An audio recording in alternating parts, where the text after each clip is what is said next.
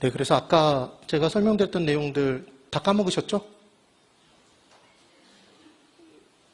이게 뭔가가 다른 게 나오면 서서히 사라지기 시작한다고요. 지금 몇 억에 얼마니까 보수가 얼마더라, 이 생각만 머리에 이제 박혀 있는 거죠. 자, 그래서 제가 앞으로 수업을 진행할 때 뭘 할 거냐면, 오늘 설명회를 진행하고 있음에도 불구하고 그냥 앞에다 뭔가를 적거나 하면서 그냥 쭉 설명하나요? 아니면 여러분들의 반응을 보나요? 반응을 보죠. 웬만하면 대답을 원하잖아요, 제가. 그럼 여러분들이 그 대답을 해나가시면서 서서히 더 많이 익혀지겠죠. 그러니까 저는 배우는 단계에서도 계속 익힐 수 있도록 제가 끌고 갈 거예요. 그리고 익히는 부분에서 예전에 기출문제, 제가 사실은 그 얘기를 하다가 말았잖아요. 이제 여러분들이 어느 정도 공부하시면 분명히 여러 가지 정보를 들으실 겁니다. 그럼 문제를 풀어보실 때 기출문제라는 게 있고 예상문제라는 게 있어요.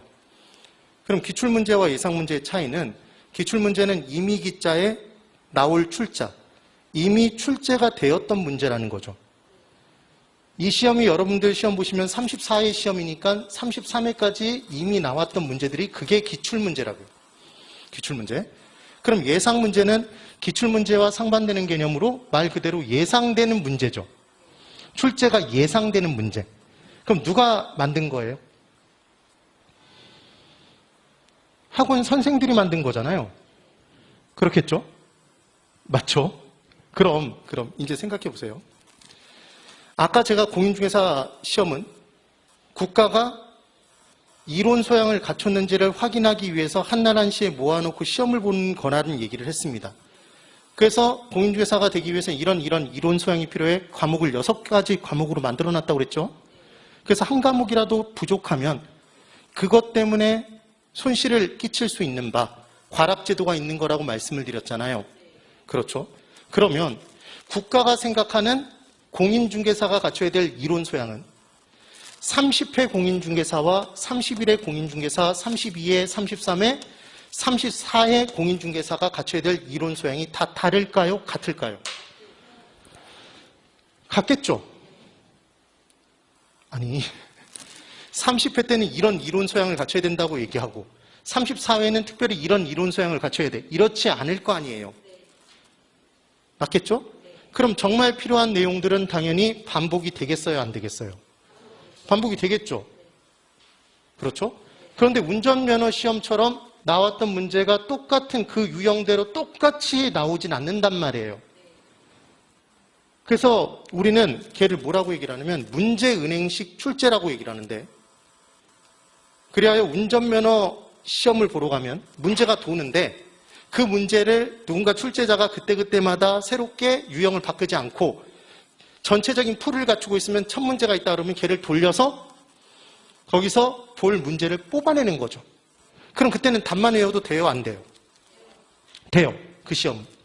그런데 공인중개사 시험은 이미 출제됐던 문제, 기출문제가 핵심이 돼서 문제로 나오는데 이 문제가 똑같이 나오면 안 된다고요. 기본은. 맞겠죠? 그러니까 제가 기출문제가 중요하다고 말씀을 드리고 얘를 풀라고 하면 어떤 분들이 있냐면 몇 지선다라고 그랬죠, 여러분? 5지선다라고 말씀드렸죠? 그럼 보기가 1번, 2번, 3번, 4번, 5번이 있단 말이에요? 그럼 이 중에 정답이 있을 거 아니에요? 정답. 이게 만약에 3번이 정답이었어. 그럼 3번이 정답인 이유가 있겠죠? 이게 만약에 틀린 것을 골라라 그러면 3번의 그 문장이 뭐가 틀렸는지 걔를 맞는 문장으로만 고쳐놨을 거 아닙니까? 이해가 되시죠? 그러면 기출문제를 풀어보십시오. 그러면 어떤 분들이 있냐면 이런 분들이 꼭 있어요. 답치기를 해. 답치기. 정답만 외워요. 정답만. 그래서 예를 들어 28회 기출문제 몇 번, 답 몇 번. 이걸 외우는 분들이 있다고요. 기출문제 이렇게 풀어. 그래놓고 기출문제를 풀었다고 빡빡 우겨. 그래서 기출문제가 시험에 안 나온대요. 이분들 왈. 네가 풀라고 했던 기출문제가 1도 안 나와. 이런 주장을 하는 분들이 생겨나요. 심지어 이번에도 기출문제를 7년간 기출문제집을 풀었대요. 7년간 기출문제. 최신 기출문제만 나와 있겠죠. 얘만 풀었대. 얘를 43번 풀었대요. 본인이 43번을 풀었대. 그리고 43번을 풀면서 단 한 문제도 안 틀렸대. 이게 말이 돼요? 단 한 문제도 안 틀렸대요. 틀린 문제가 아예 없대. 이렇게 풀었다는 얘기는 뭐 하지 않으면 불가능한 거냐면 답만 외우지 않은 이상은 이건 절대로 불가능해요. 왜냐하면 저는 개론 강사잖아요. 그럼 기출문제를 다 풀어봤을까요? 안 풀어봤을까요? 다 풀어봤죠. 근데 저에게 어떤 분이 문제를 들고 와서 이게 기출문제냐 아니냐를 물어보잖아요. 전 그건 대답 못해요. 왜? 저는 항상 문제가 있으면 그 문제를 1번부터 풀어나간 거지. 초점이 다르다고. 어디에 포커스를 맞춰서 공부하는지가 다르단 말이에요. 네. 그래서 제가 수험생분들한테 기출문제를 푸세요. 예상문제와 기출문제 중에서는 개론은 기출문제입니다. 이렇게 얘기를 해요. 기출문제만 풀라고 그래. 그럼 수험생들이 뭐 하냐면 답치기를 그렇게 하더란 말이에요. 정말로. 아무 의미가 없어요. 그래서 제가 그 다음부터 했던 게 뭐냐면 기출문제를 매일같이 3문제를 나눠드리고 그걸 제가 별도로 촬영해서 그걸 밴드에서 계속 돌려드렸어. 해설 강의를 7분에서 10분 정도로 촬영해서 그걸 보도록 한 거예요. 그러면 강제적으로 뭘 한 거냐면 1번, 2번, 3번, 4번, 5번이 왜 맞는 문장인지 하나하나 지문을 다 설명한 거잖아요. 그래서 여기서 비틀어서 문제가 나오면 어떻게 나온다는 걸 다 연습을 시켜드렸다고요. 그래야 기출문제를 풀었다고 얘기할 수 있는 거예요. 저는 여러분들을 신뢰하지 않아요. 안 믿어요. 뭘 안 믿냐면 제가 수업을 했을 때 고개를 연신 끄덕이면서 다 알아들었다고 얘기하는 걸 안 믿어요. 왜? 그 순간에 알아들었을 수 있어. 그런데 쉬는 시간에 나갔다 다시 들어오면 그리고 새로운 내용이 시작되면 그 내용이 사라져요. 실제로. 그럴 수밖에 없습니다. 제가 최근에 공부를 해봤잖아요. 네. 그리고 그렇게 머리가 나쁘지 않았다고 생각했음에도 불구하고 정말 바람과 같은 스피드로 사라져 가더라고요, 얘들이. 되세요? 그래서 아까 제가 1차와 2차로 나눠져 있다는 얘기를 했는데 오늘 이 부분을 자세히 설명드린 이유는 딱 하나예요. 이걸 모르면 왜 어떤 부분에 더 강조를 해서 공부를 해야 되는지를 전혀 받아들이지 못해요. 그리고 기준이 안 서니까 딴 데 가서 무슨 얘기 들으면 그 내용대로 계속 가요. 시간 낭비를 하기 시작한단 말이에요. 1차와 2차 중에 민법하고 개론은 제가 민법 선생님들한테 여러 번 여쭤봤어요. 뭘 여쭤봤겠어요? 제가 31회 때 공부할 때도. 개론은 기출문제만 공부하면 기출문제에서 약 몇 프로가 나오냐면 적게는 85에서 많게는 95까지도 나와요. 개론은. 그럼 개론 선생님 저는 이런 경험치를 갖고 있으니까 다른 과목 선생님들한테 여쭤봤겠죠. 30일에 공부하면서. 이 과목들은 과연 기출문제의 비중이 어느 정도나 됩니까? 궁금해요? 궁금하지 않아요? 안 궁금해? 궁금하죠? 그럼 500원. 죄송해요. 농담이었는데 전혀 받아들이지 못하잖아요? 그러면 민법은 어느 정도라고 얘기를 하냐면 얘 80에서 90%래요. 많게는 95%라고 얘기하신 선생님들도 있어요. 그럼 1차는 뭐가 정말 중요하다는 얘기예요? 기출이 거의 전부예요. 근데 2차는 조금 달라요. 기출에서 나오는 확률이 얘는 70% 정도예요. 그리고 공법은 기출 중에서 아예 안 나오는 문제가 30%는 아예 다시는 안 나온대요. 그러니까 33회 때 나왔던 문제 중에 30%는 아예 다시는 안 나오는 거야. 거의. 그러면 공법을 만약에 기출문제를 회차별 기출문제집을 그냥 사서 푸시는 분들은 수험생이 어떤 잘못을 저지르는 거죠? 절대로 안 나올 30%를 죽어라고 다 누적시켜서 공부하는 거야. 그럼 어려워져요? 어려워지잖아. 당연히 어려워져요. 그러니까 실패해. 그런데 공법도 40%에서 50%는 나왔던 부분이 계속 반복되는 거예요.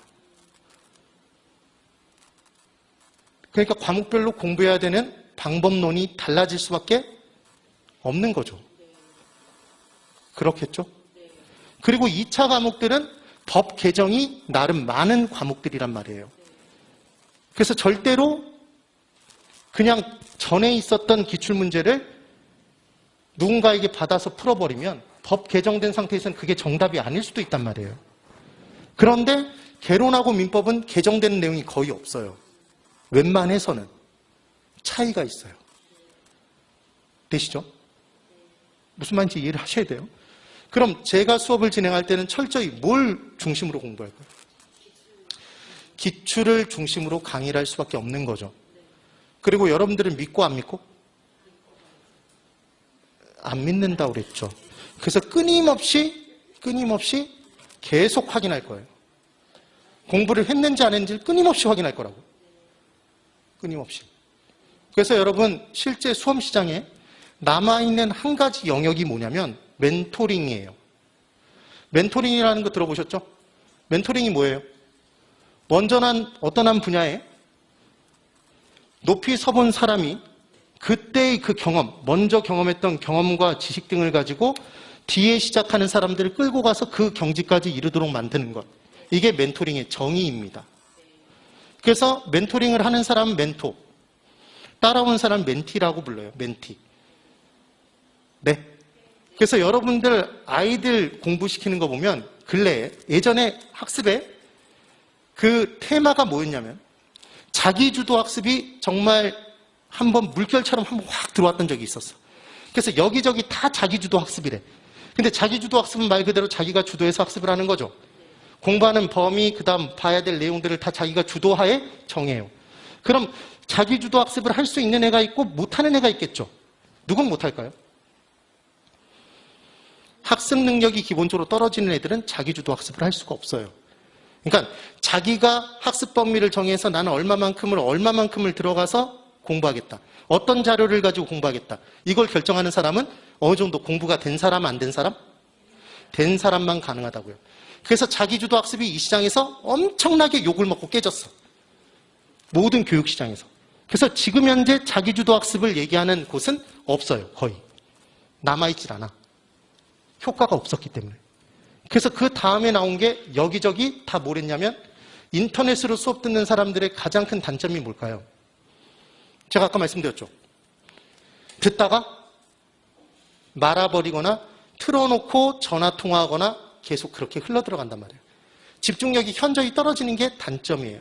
그리고 내가 했는지 안 했는지를 아무도 확인해주지 않아. 그러니까 어떤 일이 발생해? 심지어 주변 사람들한테 공인중개사 공부한다는 얘기까지 안 했어. 그러면 하루 빠져보고 이틀째 좀 힘드니까 또 빠져. 3일째 빠지면서 헬스 빠지듯이 빠져서 이 공부를 안 하기 시작해요. 그럼 당연히 합격을 할 수 있겠어요? 없겠어요? 합격할 수 없죠. 공부를 안 하는데. 그렇죠? 그래서 근래 나와 있는 모든 개념들은 뭐냐면 모든 학습시장. 그러니까 초등학교 교육, 그 다음 중, 고등학교의 교육시장에서 모두 다 공이. 지금 다 모든 회사들이 어떤 방향으로 가고 있냐면 수험생들이 가상의 공간에서 메타버스 들어보셨어요? 가상공간. 그래서 수험생들을 쫙 모아놓고 어떤 공간에 누구누구 들어가서 학습하는 거를 공부 시간 체크하고 어떤 공부 있으면 공부 인증하고 막 이러잖아요. 그게 왜 할까요? 그렇게 해야지만 따라가니까. 계속.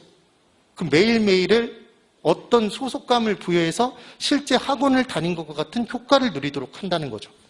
그럼 제일 중요한 건 무엇 다니는 것과 똑같은 효과를 누리고자 하는 거다? 학원. 그럼 학원을 다닐 수 있는 사람들은 웬만하면 학원을 나오는 게 합격의 가능성을 높이는 데 도움이 된다. 그냥 인강을 듣는 게. 나오는 게 합격률은 더 높아요. 나올 수만 있다면. 근데 학원에서도 제대로 공부를 해야지 아무 생각 없이 그냥 다니기만 하면 합격의 가능성은 높아지지 않는다는 거죠. 이해가 되세요? 중요한 포인트는 그겁니다. 그래서 저는 여러분들한테 가르쳐 드릴 때도 계속 멘토링 개념으로. 그 다음 익히도록 하는 자료도 만들어 드릴 때 계속 확인할 수 있도록 제가 멘토링 개념으로 만들어 드릴 거예요. 그래서 제가 꿈꾸는 건 완전 학습입니다. 몇 점을 목표로? 땡. 60점 아니야. 60점이면 120점? 그냥 막 오답을. 예. 개론에서 80점. 개론 만점은 몇 점이다? 80점. 100점 맞아봤자 민법한테 주지 못해요. 개론이 민법한테 줄 수 있는 최고 점수는 민법 과락 면한 40점 기준으로 20점 더 받으면 되네요. 실제 그렇게 맞아서 합격하신 분들 되게 많아요. 네? 가능하다고. 그래서 개론을 80점까지를 목표로 제가 수업을 해드릴 거예요. 그럼 80점까지만 맞춰서 공부를 하면 80점을 받을 수가 없어. 그럼 그 이상을 목표로 공부를 했으니까 80점까지 실제적으로 받을 거 아니에요? 그렇겠죠? 그런데 그렇게 되면 처음 출발이 뭘 잘해야 되냐면 정확한 출제 경향 분석을 해야 돼요. 왜냐하면 기출문제가 핵심이니까. 근데 똑같이 나온다? 변형된다? 변형되는 거예요. 그래서 여러분 합격하시고 싶죠? 반드시 합격하고 싶나요? 네. 그러기 위해서는 범위별 세분화를 해야 되겠죠. 각 범위별로. 잠깐만 기지개 한번 펴시고. 지금 설명에 와서부터 졸기 시작하면 안 돼. 네. 네. 힘들죠. 그리고 제가 겨울을 사실은 좀 서늘한 걸 좋아하긴 하는데 수험생들한테는 겨울이 약간 적인 게 안에 들어오면 따뜻한 난방이 되잖아요. 그럼 서서히 졸려 안 졸려? 졸려요. 졸려. 그래서 웬만하면 대답을 짧게라도 하시면서 따라오셔야 된다는 얘기를 했어요. 이거 굉장히 중요합니다. 그래서 범위별 세분화를 쭉 해보면 첫 번째는 내용 자체는 쉬워. 그러니까 개론에서 어떤 내용이 있는데 내용 자체가 쉬워요. 근데 얘가 출제 확률까지 높아. 출제도 많이 돼. 이런 부분이 있을까요? 있어요. 있단 말이에요. 그럼 얘는 반드시 이해하고 암기까지 해서 무조건 맞춰야 되죠. 이 문제는 버리면 돼, 안 돼? 안 돼요. 두 번째, 내용 자체는 어려워요. 그런데 출제 확률이 높아. 출제자가 이 내용은 수험생들이 아무리 공부해도 매번 오답률이 높아. 틀릴 줄 알아. 그러니까 매번 똑같이 내, 거의. 그러면 내용 자체를 이해하기는 어렵더라도 이렇게 출제 확률이 높은 부분은 포기해요? 풀어야 돼. 반드시 이해와 암기를 할 수 있어야 되겠죠. 그럼 강사의 진정한 능력 차이는 어려운 내용을 출제 빈도가 높다면 좀 더 쉽게 어렵게? 쉽게 설명해서 이해시켜 드리는 것, 그래서 그 문제를 너무나 쉽게 풀어주는 것, 그게 능력의 차이인 거예요. 2번에 이해가 되죠? 그 다음 세 번째로는 내용 자체는 쉬워. 근데 출제 확률이 낮아요. 그럼 출제 확률이 아예 없는 거예요? 낮아? 낮죠. 그럼 얘를 안 해? 해요. 한 번 설명드리고 단순한 암기 방법들이 있어. 그럼 그것만 외우고 나오면 딱딱 풀고 끝내버리는 거야. 이해되죠? 근데 이번엔 네 번째. 내용 자체는 어려워. 출제 확률도 낮아. 그러면 제가 설명을 할까요? 안 할까요? 해요. 저는 설명을 해요. 그런데 여러분들은 듣고 잊어요. 네. 왜 설명을 하냐면 이 내용도 나중에 중개사 업무를 하는 데는 필요한 내용들일 가능성이 높아요. 네. 그리고 얘가 출제 확률이 낮은 거지 아예 없지 않아. 그럼 이 부분도 여기보다는 비중을 덜 하겠지만 설명을 쉽게 하는 방법을 분명히 만들어 놨겠죠. 이해되시죠? 그래서 우리는 어디를 공략해야 될까요? 1, 2, 3, 4 중에 두 개를 선택하면. 자, 기준이 뭐예요? 뭐가 높은 거? 출제 확률이 높은 걸 공부해야지. 그럼 이게 몇 프로 정도 되느냐? 전체 80% 이상이 돼요. 100% 중에 80% 이상이라고. 그럼 얘는 선택이에요? 필수야? 필수입니다. 3, 4번은 선택이야. 난 공인중개사 시험 공부할 때 34회에 부동산학개론 100점을 받아서 가문의 영광을 드높이고 싶다. 그럼 죽어라고 하는 거예요. 그렇지 않으면 할 필요가 없어요. 이해가 되세요? 왜냐하면 80점이 만점이라고 그랬잖아요. 100점이 만점이 아니라고, 이 시험은. 그렇죠? 별표예요, 별표. 그래서 최소 몇 점을 확보하자? 70점. 네. 이 시험은 60점을 목표로 공부하면 45점, 50점을 받을 수밖에 없는 시험이에요. 그걸 나중에 깨닫게 돼요. 되셨죠? 그래서 제가 그 범위를 나누는 건 다 제가 해놨겠죠. 제가 적중률이 높다고 그랬어요? 낮다고 그랬어요? 높아요. 진짜 높아요. 정말로. 자신 있어요. 제가 신내려서 강의하기 때문에 적중률이 높을까요? 어느 순간에 막 신발을 받아?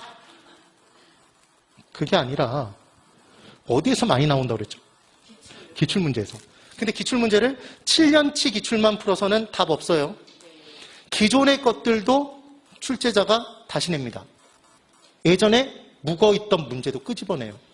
근데 그 문제가 완전히 생소한 거냐? 이론에서 다 공부했던 내용들이라고요. 누군가는 과거에 오래전에 출제되고 최근에 안 나왔으니까 설명을 아예 안 하는 강사도 있어요. 저는 위험하다고 봐요. 네. 그래서 제가 범위를 다 나눠서 제가 설명드릴 거고, 그 다음 계산 문제가 나온다고 말씀드렸죠? 9문제에서 10문제가 나오는데 이 계산 문제가 이렇게 있어요. 뭐라고 적혀 있죠 지금? 레벨 1이에요. 첫 번째 단계. 그럼 얘는 쉬운 거였겠어요? 어려운 거겠어? 레벨이 올라갈수록 어려워지는 거죠. 이게 쉬운 겁니다. 그럼 이 문제를 당연히 몇 분 안에 풀어야 된다고요? 1분 안에? 풀 수 있어요. 근데 얘를 이렇게 내다가 출제자가 거의 대부분 다 맞히니까 싫어 이제. 그러니까 다음엔 어렵게 내요. 이런 식으로 문제를 낸다고. 일단 어려워 보여요, 안 보여요? 얘를 알아야 이 문제를 푼다고요. 어려워 보이잖아요. 이렇게 내봤어. 그랬더니 또 이 문제도 맞히기 시작하네? 누가? 수험생. 수험생의 학습 능력이 그만큼 올라간 거죠. 왜냐하면 강사들이 다 연습을 시킬 거 아니에요. 그러니까 또 틀리라고 이런 문제를 낸다고요. 최근에 기출됐던 문제예요. 그리고 실제 올해 33회 때 기출된 이것과 비슷한 유형의 문제는 이것보다 조금 더 복잡했어. 네. 저한테 공부하는 수강생들이 풀었을까요? 못 풀었을까요? 풀었어요. 그 문제 나와서 너무 땡큐라고 그러면서 풀었어. 그러면 이렇게 식을 만들어 놓고 풀었을까요? 뭔가 푸는 간단한 방법이 있을까? 간단한 방법이 있으니까 1분 안에, 1분이 뭐야? 거의 40초 만에 풀어버려요. 이것보다 복잡한데. 방법이 있다는 얘기예요. 저는 그걸 연구할까요? 그냥 대충 강의할까요? 연구해요. 그게 강사로서의 역량의 차이이기 때문에. 네. 풀 수 있어요. 이것도 충분히 해결 가능하고 1분 안에 충분히 풉니다. 그래서 나중에 제 밴드나 뭐 들어가 보시면, 커뮤니티에 보시면 합격 수기, 뭐 시험 후기 달아놓으신 분들이 있어요. 그리고 해설 강의 찍어놓은 부분에 내용들 보시면 그 밑에다 막 댓글 달아놓은 게 있어. 그럼 거기서 제일 많이 보는 단어가 뭘 거냐면 선생님이 출제한 것 같아요. 제가 알바를 고용해서 쓴 게 아니라고요. 계산 문제 다 적중됐어요. 계산 문제 다 맞췄어요. 이런 사람 되게 많아요. 95점 받은 사람도 엄청나게 많아. 네. 그 이유는 뭐다? 그 이유는 뭐다? 저는 이 기준에서 강의를 한단 말이에요. 그리고 수업 시간 중에 이론을 설명할 때도 그 이론을 가지고 어떻게 문제를 풀지를 생각해서 설명을 하지, 이론만 설명하지 않는단 말이에요. 그러니까 이론 강의를 들을 때도 계속 문제를 푸는 연습이 되겠죠. 되시나요? 그렇게 따라오는 거예요. 그 다음, 부동산 학계론은 나중에 공부를 해보시면 알겠지만 외워야 될 게 굉장히 많습니다. 그래서 지금 보면 이 다차원 이론이라는 게 뭐냐면 이런 거예요, 여러분. 자, 저 보세요. 우리가 학계론에서 공부하는 내용이 이런 게 있는 거예요. 제가 질문을 드려볼 테니까 바로 한번 맞춰보세요. 토지를 임대해주면 대가, 요금을 받을 거잖아요. 걔가 토지 임대료겠죠. 토지 임대료. 두 글자로 줄이면 걔를 뭐라고 할까요? 토지 임대료를 두 글자로 줄이면. 토임? 지대. 지대 들어보신 적 있어요, 없어요? 지대를 지대로 들어본 적이 한 번도 없어요? 이것도 재미가 없어? 무슨 농담을 하면 받아들이질 못해.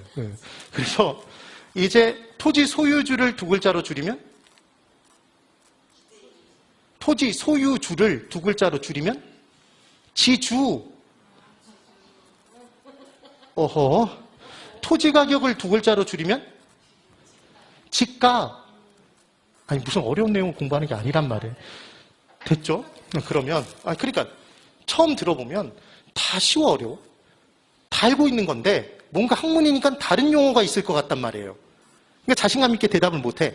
그러면 자 학자들은 부동산 학이라는 학문을 만들 때 도시가 중요할 거 아니에요. 그럼 도시가 어떤 이유로 어떤 모양으로 발전됐다는 걸 주창한 학자들이 있을까요? 있겠죠. 그럼 누군가 A 학자가 어떤 이론을 내놨어. 그럼 그 다음 학자는 그 이론보다 후진 걸 발표하면 의미가 있어요, 없어? 없죠. 그럼 더 개선된 이론을 내놓을 거 아니야? 그렇죠? 그러면 첫 번째 이론이 있고 두 번째 이론이 있으면 두 번째 이론은 첫 번째 이론을 개선했겠죠. 개선, 개량했을 거 아니야. 뭔가 단점을 보완했을 거 아니에요. 그럼 세 번째 나온 이론은 그 둘을 합쳤을 거 아니야. 앞에 그 둘을. 그래서 또 다른 이론을 만들 거잖아요. 그런 흐름들이 있다고. 그럼 그 학자 이름을 외우는 게 쉬울까요? 어려울까요? 어려워요. 자, 부동산학은 우리나라에서 만들었어? 외국에서 들여왔어? 외국에서 들여왔어요. 그럼 그 이론들을 만든 사람은 이름이 국산이야? 외국산이야? 이름이 외국산이란 말이에요. 외국인이라고. 그래서 이 학자 이름 외우는 게 거의 미쳐 날뛸 노릇이라고 해서 이 부분을 막 죽어라고 외우는 방법을 만들어요. 근데 저는 수업 시간에 얘를 한 번 얘기하고 말아버려요. 이거 나올 때 한 번 얘기하면 이 내용 그냥 외워요. 그럼 암기 방법이 다른 사람하고 다른 암기 방법이 있다는 거예요? 없다는 거예요? 있다는 거겠죠. 그냥 단순히 두 문자만 따서 머리만 가지고 외우지 않는단 말이에요. 네. 그래서 이쪽 보시면 이런 거예요. 한번 연습을 해볼게요. 이런 거예요. 다차원 이론이라는 게 있는데 이게 맛배기예요. 맛배기. 저는 이런 식으로 수업을 진행한다는 거야. 이 이론을 만든 사람이 두 명이래요. 두 명. 시몬스라는 분과 무디에라는 분 두 분이야. 두 분.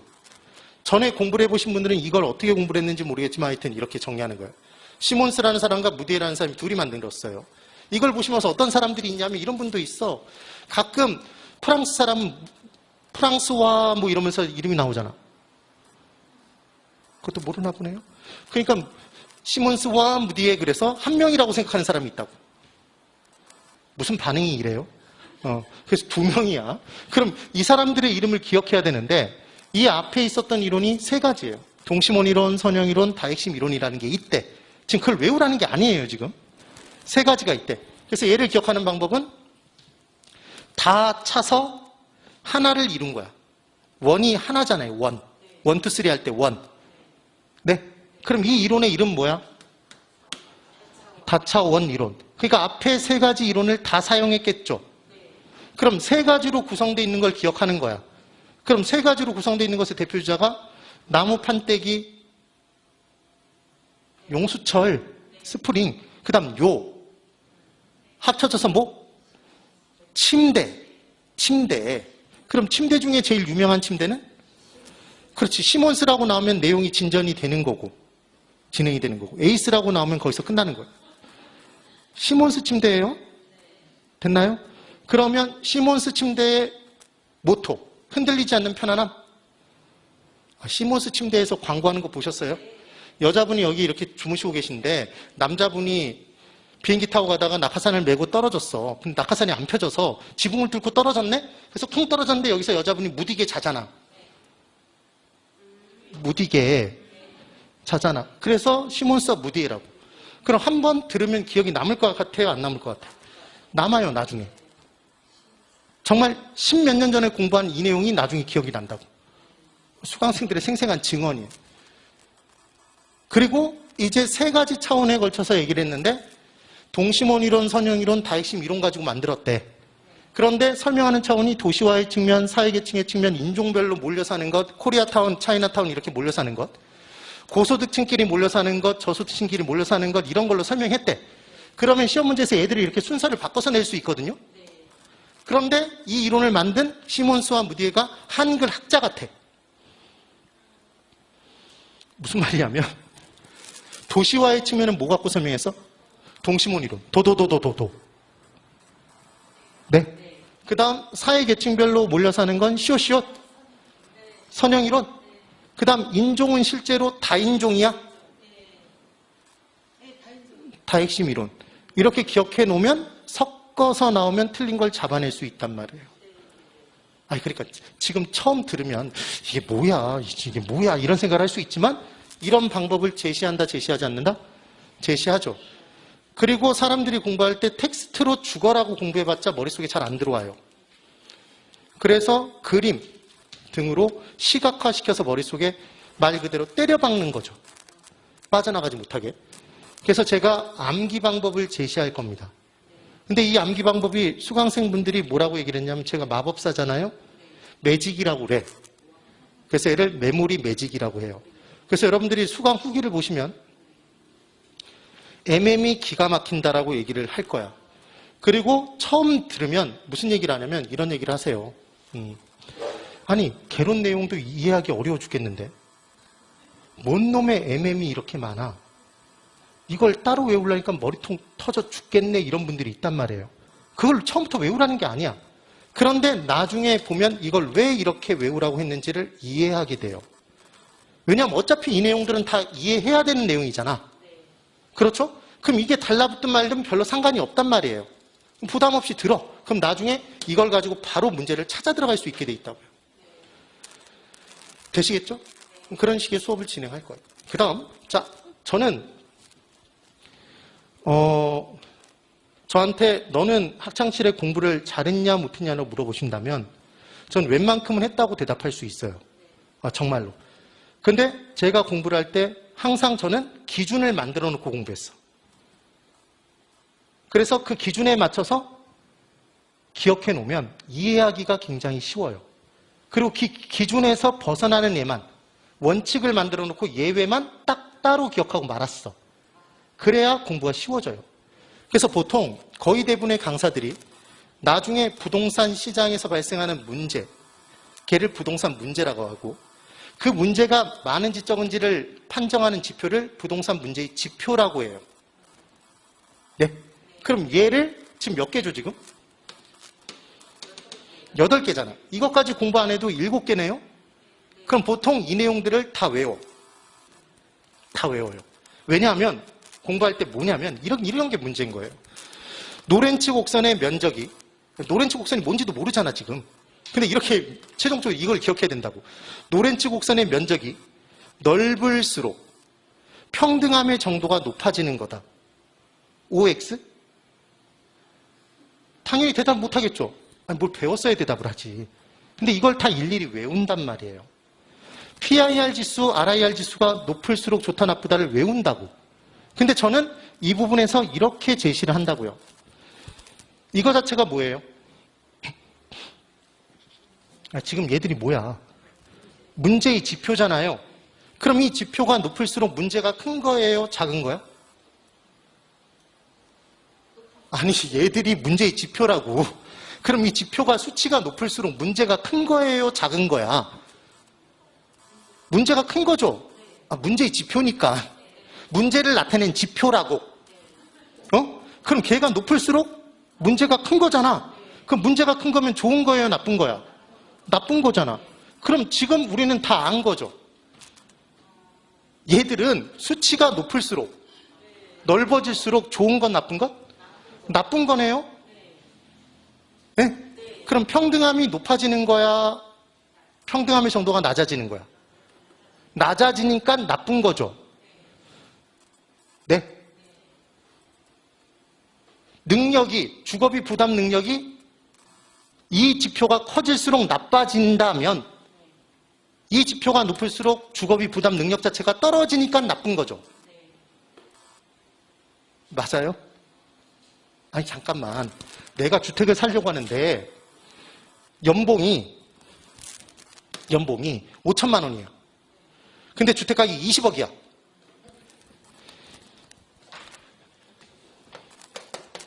지금 수업을 하고 있는 거예요. 5천만 원 연봉인데 주택가격이 20억이야. 아까 원장님이 오셔서 20억 얘기하시던데 20억이를. 그러면 이 사람은 단 한 푼도 쓰지 않고 몇 년을 모아야? 5천만 원씩 몇 년을 모아야 20억이 될 것이냐 이 얘기잖아요. 그럼 얘는 40 나눠보면 40이잖아. 20억을 5천만 원이 0.5억이니까 얘로 나누면 40이 나온다고요. 그럼 이 말은 한 푼도 쓰지 않고 몇 년을 모아야? 40년을 모아야 이 주택가격을 만들 수 있어요. 그럼 이 사람 이미 죽었네. 굶어 죽거나 쪽팔려 죽었지. 옷을 못 사 입었을 테니까. 네? 그래서 보통 자신의 연봉의 절반만 모아도 독한 놈 소리 듣고 주위에 친구가 있어 없어? 주위에 친구가 없어요. 그럼 얘가 40이 나왔다는 얘기는 사실상 80년 걸려? 80년 이상 걸린다는 얘기예요. 그러니까 젊은 층이 주택을 살 수 있는 여력이 있어 없어? 없으니까 아예 주택 살 생각을 꿈도 안 꾸지. 그래서 쓰면서 지내잖아요. 그러니까 문제야 문제가 아니야. 문제죠. 그게 바로 뭐냐면 이게 PIR 지수인 거야. 지금 제가 설명한 게 이 개념이란 말이에요. 그러니까 시험 문제에서는 PIR 지수가 높아질수록 주거비 부담 능력 자체가 커진다 이런 식으로 함정을 판다고. 그럼 틀렸지. 얘가 높을수록 나쁜 거라고. 그럼 얘가 높으면 주거비 부담 능력, 우리의 능력은 작아지니까, 떨어지니까 나쁜 거지. 네?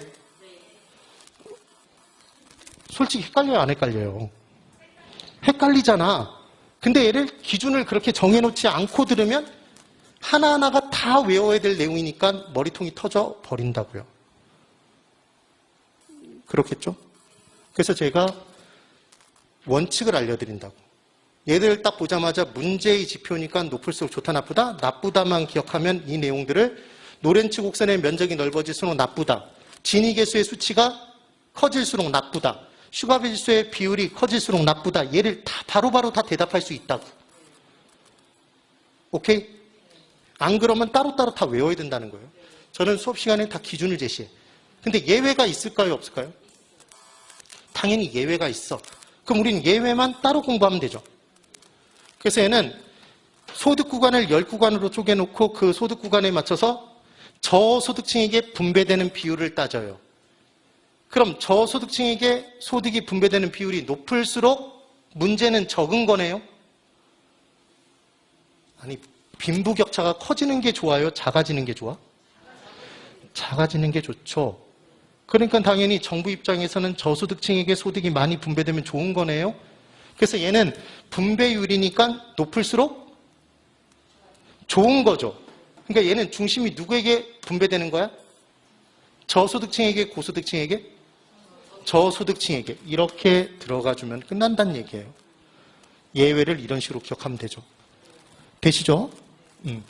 그 다음 이제 얘는 아예 수업을 진행을 할 거예요. 자, 잘 보세요.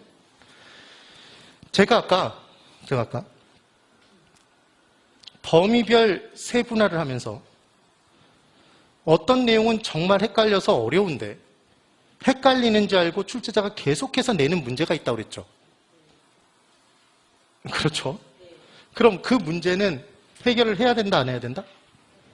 해야 된다고 말씀을 드렸습니다. 그 내용이에요.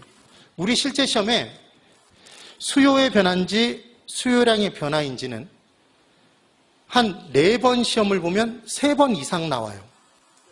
거의 출제가 된다고 봐야 돼.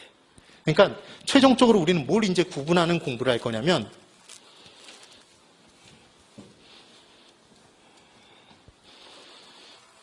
얘를 구분해야 돼. 수요의 변화와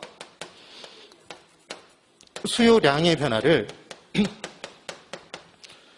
구분할 수 있는 능력이 필요하다는 얘기입니다. 그럼 얘를 딱 보자마자 한 끗 차이예요? 한 끗 차이잖아. 얘는 수요의 변화고 얘는 무엇의 변화? 수요량의 변화. 그럼 뭐가 수요의 변화인지 뭐가 수요량의 변화인지를 구분하는 기준이 분명히 있겠죠. 그럼 얘를 매번 헷갈려야 돼요? 정확하게 한번 공부하고 말아버려야 돼? 정확하게 공부해서 무조건 맞히면 공부할 내용이 점점 줄어들 거 아니에요. 수업 시간 중에. 그 내용으로 이제 정리를 한번 해보려고 하는 거예요. 자, 이제 이쪽 보세요. 잠깐만, 아까 했던 거 다시 한번 조사. 나는 지금 다시 공부하고 있는 거다. 손 이렇게 살짝만 들어보세요. 난 지금 다시 공부하고 있다. 초짜다. 처음이다. 네. 자, 이제 보세요. 본인들이 공부했던 거하고 어떻게 뭐가 다른지를 보시면서 보고 처음 공부하시는 분들은 이런 걸 알아야 되는구나. 하나 알고 가자고요. 그러니까 2.5점을 지금 확보하는 거야. 앞으로 이제 그래프를 가끔 그립니다. 저는 그래프를 막 그려서 설명하지 않아요. 이 부분의 개념만 잡는 거예요. 세로축에 가격을 그리고 가로축에 수요량을 그렸어요. 그러면 이 안에 점이 하나 찍히면 이 그래프 안에서 점이 하나 찍히면 무엇과 무엇의 조합이죠? 가격과 수요량의 조합? 그게 점 하나로 찍히겠죠? 그러면 자 생각해 보세요. 실제 우리가 하는 시장은 수요자와 공급자가 만나서 사고 파는 곳인가요? 우리가 하는 부동산 시장은? 그럼 부동산을 사고자 하는 사람과 팔고자 하는 사람이 만나서 거래를 하겠네요? 그럼 그때 가장 중요한 건 살까 말까, 팔까 말까를 결정하는 가장 중요한 원인은 뭐예요? 가격이죠. 그래서 가격이 내가 원하는 가격에 살 수 있으면 수요자는 사는 쪽으로 결정하고 공급자는 내가 받고자 하는 금액이 10억인데 10억에 못 팔아. 9억에 팔 수 있대. 그럼 안 판다고 결정하겠죠. 그렇겠죠? 그럼 결국은 시장은 사는 사람 세 글자로 수요자. 사는 사람 뭐라고 한다? 수요자. 사고자 하는 욕구를 갖춘 사람 수요자예요. 그럼 파는 사람은 공급자. 그럼 공급자를 민법에서 쓰는 용어를 쓰자면 매도인.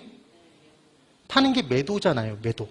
그것도 얼마나 웃기냐면 매도자인데 농자자를 쓰면 안 된다 그래서 사람 인자로 매도인으로 바꿨지. 네.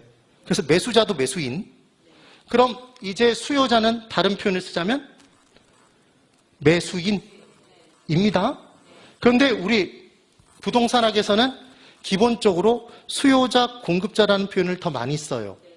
그럼 결국은 우리가 부동산 시장에 대해서 공부를 해야 되는데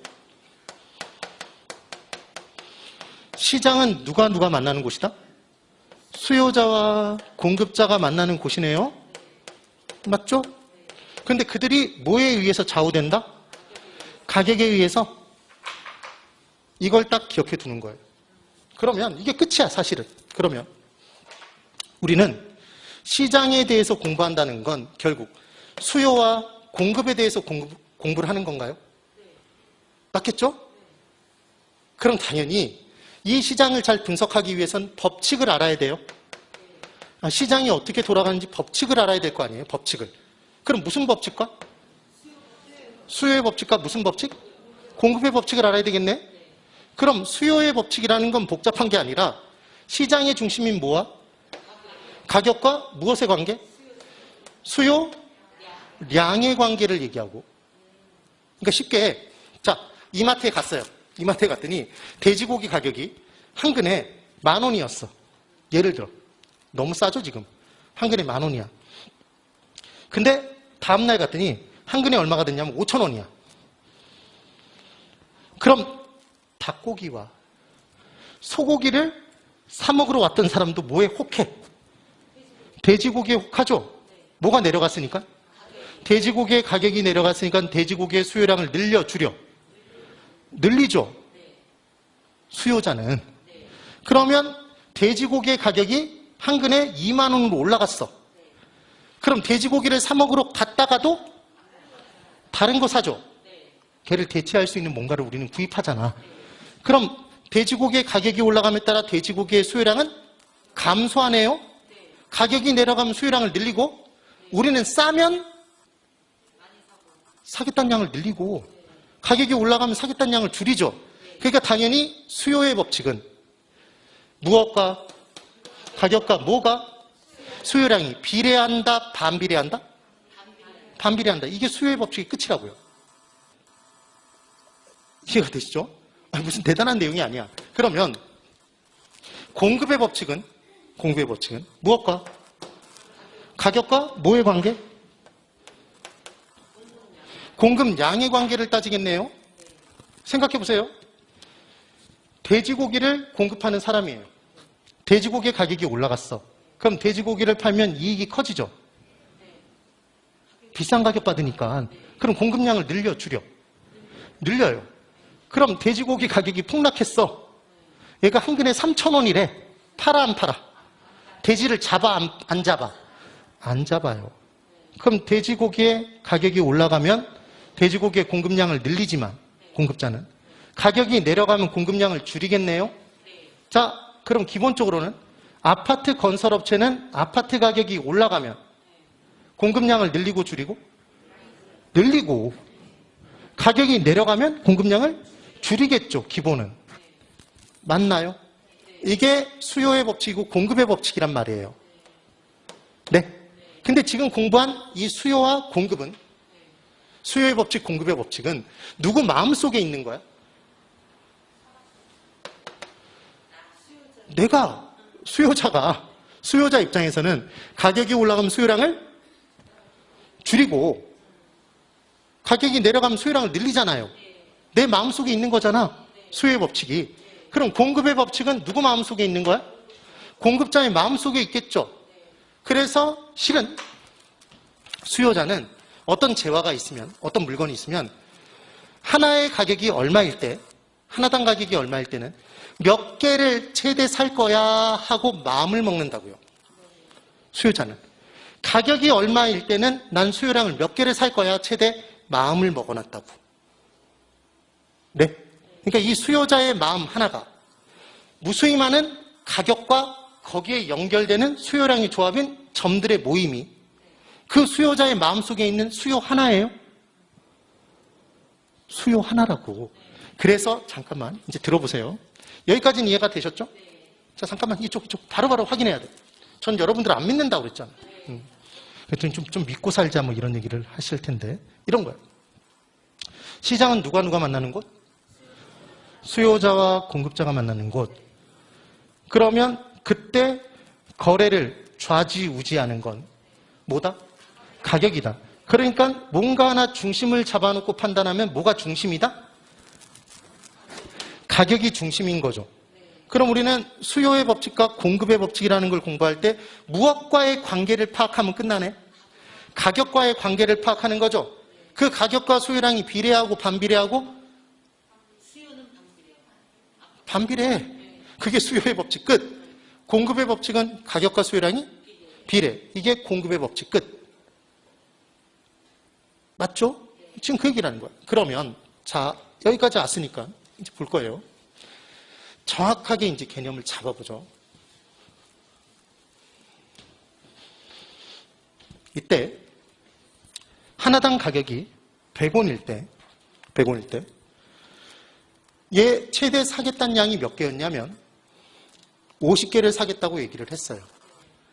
그럼 얘는 하나당 가격 100원일 때 50개를 이미 샀나요? 아니면 사겠다고 마음먹은 건가요? 사겠다고 마음먹은 거죠. 누가? 수요자가. 그럼 얘를 점으로 이렇게 찍을 수 있겠죠? 그럼 이 점은 무엇과 무엇의 조합이에요? 가격 얼마와? 100원과 수요량 얼마? 50개의 조합이 점 하나로 찍힌 거예요. 이건 우리는 누구의 마음속의 내용을 본 거죠? 수요자의 마음속의 내용을 본 거야. 그랬더니 이번엔 가격이 500원으로 올라가면, 하나당 가격이 500원이라면 사겠다는 양이 늘까요? 줄까요? 줄겠죠. 그래서 얘가 10개만 사겠다고 한 거야, 최대. 그럼 얘를 그래프상의 점으로 찍을 수 있어요? 그럼 지금의 점은 B점이죠? 그래서 이 점은 무엇과 무엇의 조합이야? 가격 500원과 수요량 10개의 조합이 점 하나로 찍혔네요. 맞죠? 그러면 이 점 2개를 연결하면 이와 같은 선이 나와요. 선이 나오겠죠. 그럼 지금의 이 선이 우측으로 감에 따라 아래로 내려갔어요? 위로 올라갔어? 우측으로 감에 따라 아래로 내려가죠. 그러니까 이 곡선의 모양은 우상향이야? 우하향이야? 우하향이죠. 그럼 가격이 올라감에 따라 수요량이 감소하고 있죠? 반비례잖아. 그래서 곡선의 모양이 우하향이죠. 그리하여 끝나는 그 순간까지, 개론 시험을 보고 나오는 그 순간까지 반비례 관계인 걸 연결하면 무슨 곡선이 나온다? 우하향하는 곡선이 나옵니다. 무조건. 여기까지 되셨죠? 그러면 이제 여기를 잘 보세요. 지금 제가 곡선 하나를 그렸어요. 그럼 지금의 이 곡선은 단순히 가격과 수요량의 조합인 단순히 점 두 개의 연결인가요? 아니면 이 안에 무수히 많은 점들의 모임이야? 점들의 모임이 빼곡하게 차여져서 선으로 보이는 거지. 맞죠? 그래서 지금 이 곡선 하나를 우리가 학창시절에 공부했던 무슨 곡선이라 한다? 수요 곡선이라고 해요. 따라해보세요. 수요 곡선. 수요 곡선이야. 그러면 이제 이걸 잘 봐야 돼요. 그럼 지금의 이 수요 곡선은 커지죠, 얘가? 못 봤어? 커지잖아. 이 수요 곡선은 단순한 점 두 개의 연결이에요? 이 안에 무수히 많은 조합의 모임이야. 가격과 수요량의 무수히 많은 조합의 모임이죠. 가격과 수요량의 조합인 무수히 많은 점들의 모임이잖아. 그게 하나의 뭐라고요? 수요라고. 누구의 마음속에 있는? 수요자의 마음속에 있는 각각의 가격에 난 몇 개를 살 거야를 다 모아놓은 하나의 수요라고. 수요자의 마음속에 있는. 그 수요 하나가 뭐 하나로 나타나고 있다? 곡선 하나로. 이 곡선이 우하향, 우상향? 우하향하는 곡선으로 나타나고 있죠. 그럼 지금 이 수요 하나가 곡선 하나예요? 수요 하나가 곡선 하나라며. 맞죠? 그래서 수요 이꼬르 곡선 하나죠. 고로 우리가 얘기하는 수요 곡선은 사실은 수요를 나타내는 곡선의 줄임말이죠. 동의하세요? 맞아요. 여기까지 왔죠? 그러면 자 이제 칠판 잘 보고 대답해 보세요. 우리는 아까 수요의 변화와 수요량의 변화를 구분하면 된다고 그랬잖아요. 맞죠? 그럼 여기 잘 봐요. 수요 하나가 뭐다? 곡선 하나죠. 그러면 수요의 변화면 곡선의 변화로 나타나요? 나타나지 않아? 자, 다시 질문 바꿀 거야. 수요 하나가 곡선 하나죠? 그럼 수요의 변화면 곡선의 변화야? 곡선의 변화가 아니야? 곡선의 변화죠. 그렇죠? 그럼 반대로 얘기해보면 곡선의 변화가 아니야. 곡선이 그냥 한 곡선 그대로야. 원래 곡선 그대로야. 그럼 곡선의 변화가 아니면 무엇의 변화가 아니네? 수요의 변화가 아니지. 그럼 무엇의 변화? 에헤이, 수요량의 변화라고. 우린 둘 중에 하나를 고른 거니까. 네? 뭔 얘기를 하고 있냐면 잘 보라고. 네. 그렇게 또릿또릿한 눈빛으로 난 아무것도 몰라요 이런 표정을 쳐다보고 있으면 안 돼. 그런 방법은 있죠. 계속 설명하면 되는 거야. 죽을 때까지 그냥 아주. 우리는 수요의 변화와 수요량의 변화를 구분하면 된다고. 그럼 수요의 변화면 수요량의 변화가 아니네요. 둘 중 하나니까. 그럼 수요의 변화가 아니라면 무엇의 변화야? 걔는 수요량의 변화라고 하면 될 거 아니야. 맞죠? 그럼 결국은 곡선이 무엇 하나니까? 수요 하나가 곡선 하나니까 수요의 변화면 곡선의 변화로 나타나는 거예요. 곡선 자체가 아예 변화하는 거야. 그럼 수요량의 변화는 무엇의 변화가 아니니까? 수요의 변화가 아니니까 무엇의 변화면 안 되겠네? 곡선의 변화면 안 되지. 그러니까 동일 곡선 상에서 움직이는 거지. 네. 이 결론이라고. 그러면 자 여기 그대로 잘 보세요. 이제 제가 어떻게 설명을 드렸는지 잘 개념을 잡는 거예요. 그럼 이것만 듣고 그냥 끝이에요. 아무리 꼬아내도 이건 무조건 다 맞죠. 자, 이쪽 다시. 저희가 뭘 그렸냐면 세로축의 가격, 가로축의 수요량을 그려놓고 각각의 단위당 가격, 하나당을 단위당이라고 얘기해요. 하나하나가 단위잖아. 하나당 가격에 거기에 맞는 최대 수요량을 몇 개를 사겠다를 점으로 찍었어. 그래서 점 2개를 찍어놓고 얘를 연결하면 단순히 점 2개의 연결이 아니라 가격과 수요량의 조합인 무수히 많은 점들의 모임이 곧 뭐로 나타났다? 곡선 하나로. 이게 수요자의 뭘 나타내는? 수요를 나타내는 곡선인 거죠. 그러니까 수요라는 단어는 두 가지가 합쳐져 있는 거지 지금. 가격과 수요량이. 네, 지금 그 얘기잖아요. 그러면 자, 이쪽을 다시 봐요. 따라해 보시는 거예요. 따라해야 돼 지금. 수요 곡선은 수요를 나타내는 곡선이다. 맞아요? 그럼 수요의 변화면 무엇의 변화고? 곡선의 변화고. 그냥 읽어 그냥. 수요의 변화가 아니면 무엇의 변화가 아니야? 곡선의 변화가 아니야. 여기까지 아셨죠? 자, 그러면 이제 볼 거예요. 제가 수업을 진행할 때 이렇게 진행을 한단 말이에요. 늘. 그럼 배울 때 계속 이렇게 익히는 거야. 그냥 가는 게 아니에요. 그럼 지금 우하향하는 곡선 하나가 있죠? 이게 뭐라고? 수요 곡선. 지금 곡선이 하나예요? 2개야? 자, 곡선 하나. 곡선 둘. 일단 안과 가야 돼. 곡선 둘로 보이면 안과를 가야 된다고. 지금 공부가 시급한 게 아니야. 하나죠, 지금? 그럼 수요가 하나야, 둘이야? 수요가 하나예요? 그런데 이제 어떤 일이 발생했냐면 해당 재화의 가격이 올라갔어요. 자, 주어진 변화가 뭐예요? 앞으로 이런 얘기를 할 거야. 주어진 변화와 반응된 변화라는 걸 볼 거예요. 그럼 말 그대로 주어진 변화는 주어진 거예요. 어떤 현상이 주어진 거야. 어떤 원인이. 그에 따라 뭔가 변화가 생겨. 그럼 걔가 반응된 변화죠? 그럼 주어진 변화가 없으면 반응은 있을 수가 없네? 아니, 주어진 변화가 없는데 뭘 반응이 있겠어요? 그런 거야. 그러면 시장에서 해당 재화의 물건의 가격이 상승했어요. 해당 재화의 가격이 상승했어. 그래서 100원에서 잘 봐. 100원에서 500원으로 변화했어요. 해당 재화의 가격이 변했죠? 맞아요? 그럼 수요량이 몇 개였는데 원래? 50개였는데 100원일 때 50개였잖아. 최대 50개를 사겠다고 그랬어. 근데 가격이 지금 500원으로 올라가니까 수요량이 최대 몇 개로? 10개로 변화해요? 지금 수요량이 변했어? 변하지 않았어? 수요량이 변화했죠? 그러면 점이 지금 수요량 변한 거 맞아요? 맞잖아. 그러면 점이 곡선은 그대로 하나인 상태에서, 곡선 1인 상태에서 점이 A점에서 B점으로 이동했나요?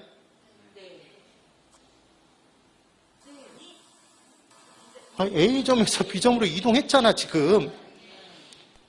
맞죠? 맞잖아요. 그럼 얘를 우리는 곡선상의 점의 이동이라고 할까요? 곡선 자체의 이동이라고 할까? 지금 곡선 자체가 언제 변했어? 곡선상에서 점의 이동이 나타났잖아요. 맞지? 그러면 보세요. 얘 동일 곡선상의 점의 이동이죠? 곡선의 변화가 나타났어요? 나타나지 않았어? 나타나지 않았어요. 그럼 얘는 수요의 변화가? 그렇죠. 아니야. 얘가 뭐라고? 그럼? 수요량의 변화라고, 이게. 네. 이게 수요량의 변화인 거예요. 단순한 수요량의 변화. 됐죠? 그럼 얘를 판단하는 방법. 제가 아까 시장은 딱 2가지로 구분한다고 그랬죠? 자, 저 보세요. 강의실 안에 제가 있어. 여러분들 있죠? 지금 몇 분 정도가 앉아있냐면 한 30명 넘게가 앉아있죠? 인터넷으로도 나가니까. 그러면 잘 보세요. 제가 카운팅을 못하는구나 그러지 마시고 여러분들을 제가 다 똑같이 부를 수 있어요. 여러분들을 다 똑같이 부를 수 있다고. 기준을 하나를 정해놓으면. 자, 기준은 뭐냐면 제가 기준이에요. 절 중심으로 판단하는 거야. 저는 이름이 뭐죠? 잘 기억 안 나죠? 박수현이야. 자, 따라해보세요. 박수현. 그러니까 나중에 욕을 하더라도 그놈이 이름이 뭔지는 알아야 욕을 할 거 아니야. 자, 이름이 뭐라고? 박수현. 자, 그럼 제가 이제 중심이에요. 전 박수현이야. 그럼 앞에 계신 분을 저는 부를 수 있어요. 지칭할 수 있다고. 절 기준으로 봤을 때. 박수현 이외. 오케이? 그러면 박수현 이외. 무슨 말인지 이해를 하세요, 지금? 이 곳에 계시는 분을 박수현 이외라고 부를 수 있다고. 이해가 됐죠? 그러니까 결론은 뭐냐면 해당 재화의 가격, 그 해당 아파트 수요면 아파트 가격, 오피스텔 수요면 오피스텔 가격, 오피스텔이 해당 재화라고. 오피스텔 수요에서는. 돼지고기 수요에서는 돼지고기가 해당 재화라고. 되셨죠? 그럼 해당 재화의 가격을 중심으로 얘는 가격이라고 해. 해당 재화의 가격만 가격이야. 가격. 되셨죠? 그럼 가격이 변함에 따라 어떤 가격에서? 달라진 가격에서 수요량이 변화하죠. 맞나요? 얘를 무엇의 변화라고 해? 얘를 수요량의 변화라고 해요. 결론, 수요량의 변화를 유발시키는 건 뭐의 변화? 가격의 변화지. 무슨 가격? 해당 재화의 가격이 변했을 때만 수요량이 변화라고요. 그럼 질문. 박수현은 한 명이에요? 두 명이야? 그랬더니 또 두 명으로 보이면 또 안 돼. 한 명이에요. 그러니까 얘가 하나잖아요. 가격은 하나라고. 그럼 수요량의 변화는 하나밖에 없네? 수요량의 변화로 분석하는 건 하나라고, 하나. 그럼 나머지는 다 무엇의 변화겠네? 나머지는 다 뭐? 수요의 변화라고요. 이해가 되세요? 그러니까 우리는 수요의 변화와 수요량의 변화를 구분하는 문제가 나오면 해당 재화의 가격이 나왔을 때만 수요량의 변화. 그럼 얘 빼고 다른 게 나오면 수요량의 변화가 아니다. 그게 포인트라고. 그러니까 무엇의 변화다? 수요의 변화. 자, 보세요. 이제 볼 거예요. 실판 잘 보세요. 잘할 수 있어. 잘할 수 있어. 이게 쉬운 거냐 물어보면 쉬운 거 아니에요. 이거 이렇게 설명하는 사람도 거의 없어. 잘 들어보세요. 지금 곡선이 하나예요? 곡선 하나에 둘이야? 하나죠? 그럼 얘가 수요 하나죠? 수요 하나예요? 수요 하나, 곡선 하나입니다. 수요 곡선 하나. 근데 어떤 변화가 생겼냐면 소득 증가가 이루어졌대요. 수요자들의 소득이 전반적으로 증가됐어. 그러면 소득이 증가되면 똑같은 동일한 가격에서 사겠다는 양이 늘까요? 줄까요? 내 소득이 늘면 내가 주머니가 두둑해졌어. 그럼 돼지고기 한 근 사러 갔다가 한 근 반 살 수 있죠. 그렇죠? 그러니까 별다른 얘기가 없으면 소득이 증가하면 동일한 가격에서 사겠다는 양이 늘어요.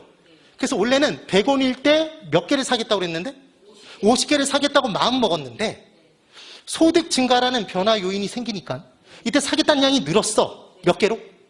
55개로. 동일한 가격에서. 마음이 변했어, 변하지 않았어? 이 사람의 마음이 변했죠. 이게 무엇의 변화라고? 수요의 변화라고. 이게 수요의 변화. 왜 그렇게 되는지 보여드릴 거예요. 그럼 얘가 점으로 찍히면 이렇게 찍혀? 맞죠? 그럼 지금 이 노란 점은 원래 곡선 위에 존재해요? 밖으로 삐쳐나갔어? 밖으로 삐쳐나간 노란 점이 하나 나왔죠? 원래 수요 바깥으로 삐져나갔잖아. 왜 삐져나갔어요? 가격 이외? 지금 가격이 변한 거야? 소득 증가는 가격 이외야? 가격 이외 요인이 변화했죠? 그랬더니 어떤 가격에서? 동일한 가격에서 수요량이 변했어? 그래서 원래 곡선 밖으로 삐져나갔잖아요. 그래서 이번에는 가격이 500원일 때 사겠다는 양이 원래는 10개였는데 13개로 늘었어. 그럼 얘도 삐쳐나가? 오른쪽으로? 그러면 B 다시 점이겠죠? 가격 500원에서 13개의 조합이 점으로 찍힌 거잖아요. 이해가 되시나요? 그러면 노란 점 2개를 연결하면 무슨 선이 나와? 노란 점 2개를 연결하면 노란 선이 나오지. 잠깐만. 노란 점 2개를 찍어놓고 연결했더니 노란 선이 나왔잖아요. 그럼 얘는 또 다른 곡선이에요? 또 다른 곡선이잖아. 곡선 2잖아. 곡선 2. 그럼 곡선 1에서 곡선 2로 변했어? 변하지 않았어? 변화했죠? 곡선의 변화야? 곡선의 변화야? 맞죠? 그럼 얘는 무엇의 변화야? 이게 수요의 변화라고요. 오케이? 그럼 얘는 소득 증가라는 가격 이외 요인이 변하면 아까 시장의 중심을 뭐가 중심이고? 가격. 걔를 중심으로 나머진 다 뭐라고 부른다? 가격 이외. 제가 얘기하는 걸 뭔지 대답해 보세요. 소득 증가는 가격이 변한 거예요? 가격 이외가 변한 거야? 가격 이외? 네. 이자율이 하락했어. 가격이야, 가격 이외야? 가격 이외. 인구가 증가했어. 가격 이외. 세금이 중과세 됐어. 가격 이외. 다 가격 이외라고. 오케이? 그러면 가격 이외 요인이 변해서 동일한 가격에서 뭐가 변하면? 지금 동일한 가격에서 수요량이 변하는 건 똑같죠? 지금 수요량은 변하잖아. 수요량이 변하는 건 똑같잖아. 그러면 원래 곡선 위에서 움직여요? 옆으로 삐쳐나가? 옆으로 삐쳐나가죠? 얘가 수요량이 증가하는 게 오른쪽으로 삐져나가서 수요의 증가라고 하는 거예요. 얘는 그러니까 무엇의 변화다? 수요의 변한 거지. 그러니까 뭘 기준으로? 기준은 하나밖에 없어. 자, 제가 기준 하면 뭔지 대답해 보세요. 기준은 뭐야? 가격. 해당지와의 가격을 중심으로 나머진 다 뭐야? 가격 이외고. 그럼 나머진 다 뭐야? 수요량의 변화? 수요의 변화라고. 되시나요? 그러면 이미 답은 정해져 있어. 이미 답은 정해져 있는 거예요. 이제 익히는 거예요. 이런 식으로 수업을 매번 진행할 거라고. 그럼 이게 여러분들의 것이 될 것 같아요? 안 될 것 같아요? 정말 어지간히 노력 안 하면 이해가 돼. 난 이걸 이해를 안 해버리겠다. 정말 노력하지 않는 이상은 이해가 된다고. 네. 대답할 수 있게 돼 있어. 그럼 이제 익히는 거예요. 우리의 결론은 곡선 하나가 무엇 하나죠? 제발 대답해야 돼. 대답해야 돼. 이거 시험 문제 나와버릴 거야. 34회. 곡선 하나가 수요 하나예요? 그럼 곡선의 변화면 무엇의 변화야? 수요의 변화야. 그럼 얘는 가격 이외? 가격 이외가 변하는 거예요? 이것 때문에 변한 거잖아. 그래서 해당 재화의 가격을 제외한 나머지 모두는 가격을 중심으로 나머지 모두는 다 무엇의 변화야? 수요의 변화죠. 그래서 절대 공식이 있어. 이 문제를 푸는 절대 공식이 있어. 그게 뭐냐면 앞으로 수요의 변화인지 수요량의 변화인지 질문을 제가 하면 답은 정해져 있어요. 다 뭐라고 대답할 거냐면 그냥 무조건 수요의 변화라고 대답해. 무조건 무엇의 변화? 수요의 변화라고 대답하라고. 되신 거예요? 다 무조건 곡선의 변화야. 무조건. 다 무조건 뭐가 변한 거야? 가격이야, 가격 이외야? 가격 이외가 변했다고 대답하시라고요. 오케이? 딱 하나 빼놓고. 그게 뭐야? 해당 재화의 가격이 나왔을 때만 띠리리 무엇의 변화? 수요량의 변화라고요. 그러니까 얘만 곡선 자체가 변하는 게 아니지. 그러니까 아까 곡선이 하나였지. 곡선 사이에서 뭐가 움직여 다녔어? 점이 이동해 다녔잖아요. 됐나요? 네. 그러면 이제 최종적으로 문제를 풀어봐야 될 거 아니야. 이게 기출 문제예요. 실제 기출 문제. 아파트 수요의 변화 요인과 수요량의 변화 요인이 옳게 묶인 걸 골라보래요. 그러면 보통 이 문제를 받아들면 거의 대부분 모든 강사한테 배운 수강생들이 이 문제를 어떻게 푸냐면 이렇게 풀어요. 원래 수요의 변화와 수요량의 변화를 1번부터 봐. 그래서 이게 수요의 변화가 맞는지 수요량의 변화가 맞는지를 확인해요. 이렇게 풀면 이 문제를 1분 안에 풀 수 있을까요? 못 풀어. 그런데 저한테 배우신 분들은 이 문제를 실제로 15초 안에 풀어. 어떻게 푸냐? 어떻게 푸냐? 결국은 수요의 변화와 수요량의 변화를 구분하는 거죠? 맞아요. 그러면 우리는 뭐는 하나밖에 없다고? 아니, 뭐는 하나밖에 없어? 수요량의 변화는 하나밖에 없다고 그랬죠? 그 원인이 하나밖에 없지? 뭐의 변화? 해당 재화의 가격이 변한 것만 수요량이 변하잖아요. 해당 재화가 뭐야? 아파트 수요니까 아파트겠지. 그럼 우리는 여기서 뭐만 찾으면 돼? 쭉 내려가서 뭘 찾으면 돼? 아파트 가격을 찾으면 되잖아. 이쪽을 볼 필요 없이 여기만 보면 되잖아요. 아파트 가격이 있어 없어? 있잖아요. 아파트 가격이 하락. 답이 몇 번? 3번 끝이라고.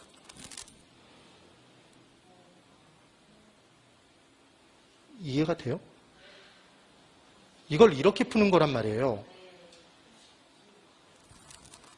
네. 그런데 이렇게 연습을 해놨어. 그게 15초 이내에 풀었어. 그런데 얘가 없어. 아니, 제가 뭘 찾으라고 그랬어요? 해당 재화가 뭔지 파악하라고 그랬잖아. 해당 재화가 아파트야. 그래서 수요량의 변화 요인에 아파트를 열심히 찾았더니 아파트 가격을 찾았더니 아파트 가격이 없어. 그게 있어야 찍고 나오는데 그럼 당황스럽잖아. 당황스럽고 누굴 욕해? 절 욕할 거 아니에요. 당연히 욕할 거 아니야. 그땐 욕해도 돼. 그런데 이때 뭐라고 나오냐면 이렇게 나온다고요. 아파트 임대료의 하락.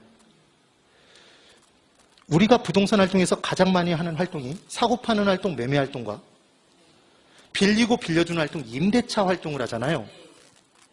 전세, 월세 다 임대차잖아. 그럼 크게 시장은 매매 시장과 임대차 시장으로 나눠지죠. 그럼 매매 시장에서 주고받는 가격이 가격이네? 그럼 임대차 시장에서 주고받는 가격이 임대료지. 그러니까 임대료 이꼬르 뭐다? 가격인 거예요. 이걸 연습을 다 시켜준다고. 그러니까 결국은 얘를 찾으면 되는 거지. 얘도 가격이라고. 얘도. 그럼 다른 내용 나와 있는 건 얘들은 다 가격 이외인 거죠. 얘들 다 가격 이외잖아. 지금 그 얘기라고. 근데 여기 보실래요? 여기 단독주택 가격이라고 돼 있잖아. 가격이 보여. 가격이네. 그러면 안 돼. 우리가 따지는 거 뭔데? 아파트인데 얘는 단독주택 가격이잖아. 그러니까 아파트 가격이 아니지. 그러니까 걔는 가격 이외지.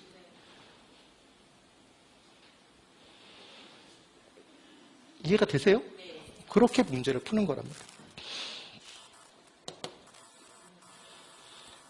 그러니까 문제도 제가 여러분들을 믿어 안 믿어? 안 믿어요. 그래서 문제를 실제로 그대로 푸는지를 계속 확인할 거야. 이걸 계속 쳐다보면서 여기서부터 보는 사람들이 죽어라 있거든. 아무리 설명해도. 왜? 혹시 예외가 있을까 봐요. 예외가 있겠어요? 지금 강의한 짬밥이 몇 년인데? 네? 되시겠죠? 그러면 이런 문제를 한 문제만 풀고 끝날까요? 이것과 연습을 할까요? 이것과 비슷한 문제를. 연습을 한다고요. 그래서 제가 밴드에 올려드리거나 학원에 드리는 문제를 꼭 받아서 푸시고 그것에 대한 해설 강의를 또 들어봐야 되는 거야. 오케이? 그럼 여러분들은 당연히 배움과 동시에 익힐 수 있다고요. 그래서 나중에 이런 문제들을 드릴 거란 말이에요. 공부를 하고 이런 문제를 풀 거라고. 그럼 이 문제를 딱 받아들고 뭘 하는 거냐면 풀리는 게 있고 못 푸는 게 있겠죠.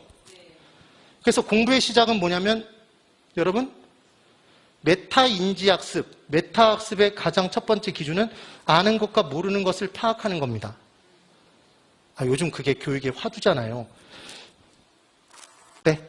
메타가 가상공간이고 가상세계, 버스가 우리가 아는 버스가 아니라 이거라고 생각하는 분들이 가끔 있죠. 이게 어디 그 메가스터디인가에서 광고할 때 버스로 타고 가는 거 광고를 해서 버스로 생각하는 분들이 있어. 유니버스 할 때 벌스죠. 세계. 그래서 가상세계를 메타버스라고 하잖아요. 그때 제일 중요한 학습의 기본이 아는 것과 모르는 것의 정확한 파악입니다. 그럼 아는 것과 모르는 것을 정확하게 파악하기 위해선 그 방법은 문제를 풀어보면 알아요. 아는 건 정확히 풀리겠죠. 모르는 건 헷갈릴 거 아니에요. 그래서 아는 것과 모르는 것을 파악하고 멘토링 기법에 의해서 기출문제 연습시켜 드릴 거예요. 근데 여기 잠깐 보실래요? 여기 이렇게 돼 있죠? 여기 잘 봐, 여기. 이렇게 돼 있죠? 그런데 그 다음 페이지를 봤더니 똑같은 문제인데 뭔가 막 달려있지? 설명이 다 달려있잖아요. 지금 주석으로. 제가 학창시절에 공부를 할 때 항상 밑에다 주석을 달아서 공부를 했어요. 그래서 한 문제를 풀더라도 그 문제만 정확히 풀면 응용된 문제를 풀 수 있게끔. 오케이? 그래서 이걸 받아들면 정확한 분석과 연습이 필요하겠네요? 이게 가능해지겠지? 실제로. 그리고 제가 기출문제를 매일 풀도록 하는데, 기본은. 그래서 얘가 매일 기출문제 뽀개기. 이게 매일 기뽀야. 그래서 수강후기 합격 수기 같은 걸 보시면 매일 기뽀가 엄청나게 도움이 됐다는 얘기를 할 거예요. 네. 그래서 이런 문제를 쫙 이렇게 해설을 달아드려요. 실전 문제도 멘토링을 해드려요. 그리고 학원에 다니시는 분들은 그렇게 했음에도 불구하고 모르는 문제 있을까요? 없을까요? 당연히 있죠. 그럼 질문을 옆에 사람한테 해야 돼? 저한테 해야 돼? 그랬더니 너는 힘들잖아. 너도 좀 쉬어야지. 이런 생각 하지 마시고 저한테 질문하세요. 대답을 해드릴 거라고. 그럼 이건 인터넷상에서 질문했을 때 제가 답변을 드린 내용이란 말이에요. 응? 답변이 길어 짧아? 길어요. 왜냐하면 이해를 처음 설명한 내용으로 모르면 그 내용으로 똑같이 이해될 때까지 계속 반복하는 게 아니라 다른 방법으로 설명하겠지? 그렇지. 그럴 거 아니에요. 그런 거라고. 그래서 1:1 멘토링 학습 지도를 합니다. 그래서 합격률이 높은 거예요, 사실은. 네. 그래서 이제 여러분의 차례래요. 뭐가 차례겠어? 네.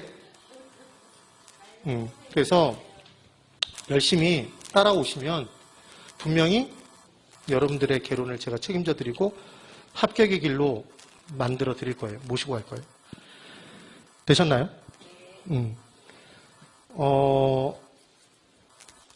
저는 저한테 누가 와서 너는 이 시장에서 학개론 순위, 강사 순위로 따졌을 때 너는 몇 등 정도 돼? 이렇게 물어본다면 전 자신 있게 1등이라고 대답할 자신이 있어요. 그랬더니 얘가 5만 안에 그게 아니라 전 그만큼 노력을 해요. 계속 분석하고 어떻게 하면 더 성적을 올릴 수 있을까를 꾸준히 연구해요. 예. 그래서 사실은 최고가 되기 위해서 열심히 노력을 하는 강사라고 보시면 돼. 그리고 시험을 보고 단 한 번도 적중이 안 돼서 힘들었다, 문제 왜 이렇게 어려운 것만 푸는 연습을 시키냐, 그런 거 없었어요. 항상 나올 만한 수준의 내용들을 계속 연습시켜드려요. 눈높이에 맞춰서. 되셨죠? 오늘 제가 정말 중요한 수요의 변화와 수요량의 변화가 뭔지를 설명드렸어요. 하나만 연습해 볼게요. 마지막 이제 끝이에요, 이게. 오늘 교실을 나눠서 더 수업을 진행해야 되는데, 원래는. 첫 번째 날이고 그 다음 날에 또 오실 분도 있고 해서 오늘 제가 잔소리를 한 게 아니라 이걸 할 수만 있다면 저는 매 수업 시간 커리가 시작할 때마다 설명을 드리고 싶어요. 왜냐하면 아까 그런 내용들을 알아야 하지만 공부하는 방법을 이렇게 정해서 해야 된다는 것. 이 방법이 왜 나오는지를 이해할 수 있단 말이에요. 되시겠죠? 그러면 자 이제 그 부분에서의 가장 어려운 부분을 구분해 볼게요. 이게 끝이에요. 오늘 내용이 끝이야. 여기 적혀 있는데 자 보세요.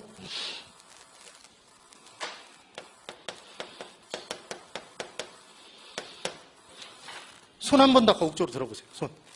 손 빨리 손. 몸 상태를 확인하는 거예요. 손 다 드실 수 있죠? 지금 몸 상태는 다 건강해. 보통 손 들려고 그러면 제일 앞에 사람이 원래 손을 잘 안 들어. 지금 용기 있어서 든 거고. 왜 앞에 사람이 손 안 들까요? 뒤에 사람들 손 안 들고 나만 들까 봐. 그래서 맨 뒤에 사람들은 되게 잘 들어요. 왜냐하면 드는 걸 봤거든. 예. 그러면 이제 합니다. 판단하셔야 돼요. 이거 대답 못하면 집에 못 가. 저기 문 걸어버릴 거예요. 둘 중에 하나 대답하는 거예요. 수요의 변화와 수요량의 변화 중에 하나를 대답하시는 거예요. 제가 질문을 드리면 대답을 해야 돼. 둘 중에 선택이야, 선택.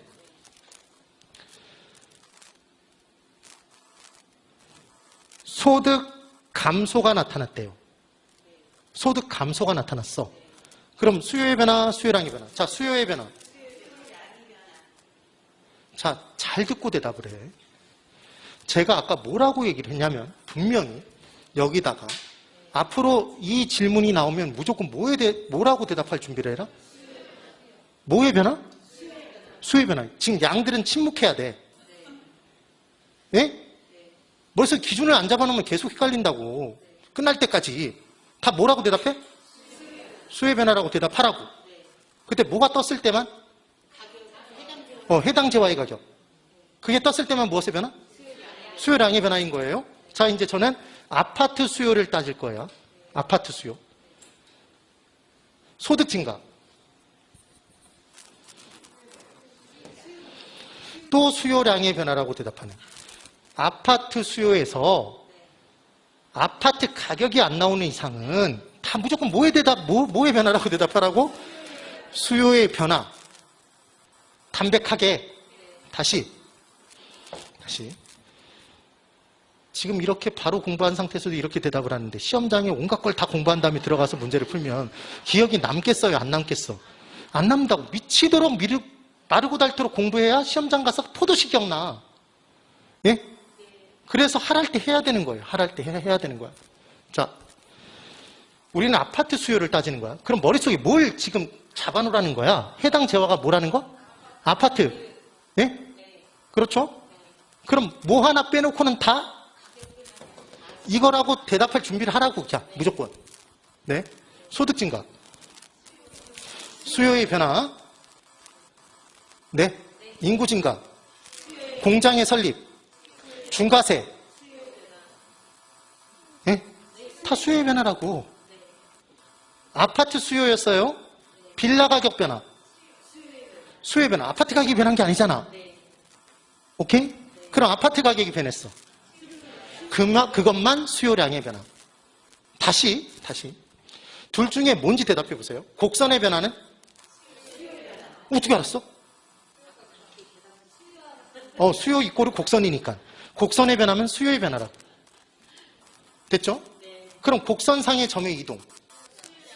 곡선의 변화가 아니니까 수요량의 변화. 된 거죠. 여기까지 다 한 거야. 그럼 이제 질문, 이것 때문에 한 거예요. 여기서 나올 수 있는 최고 난도의 문제.